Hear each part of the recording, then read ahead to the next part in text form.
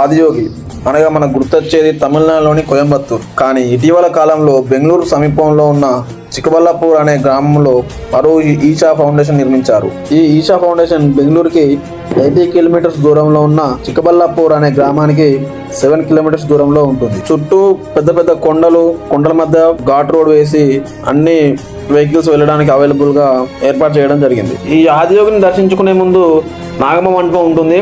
అక్కడ నుండి ముందుకు వెళ్తే ప్రపంచంలోనే ఎత్తైన శిల్పమైన ఆ మహాదేవుని దర్శనం ఉంటుంది. చుట్టూ కొండల మధ్యలో చాలా అద్భుతంగా ఉంటుంది ఈ ప్రదేశం. ఈ ఆదియోగి శివుడు 15 జనవరి 2023లో అందరూ సద్గురు అని పిలుచుకునే జంగి వాసుదేవ్ గారు నిర్మించారు. ఈ ఆదియోగి స్టాచ్యూ యొక్క ఎత్తు 112 అడుగులు, వెడల్పు 80 అడుగులతో ఉంటుంది. స్టాచ్యూ ముందున్న ఆలయంలో యోగేశ్వర లింగం ఉంటుంది.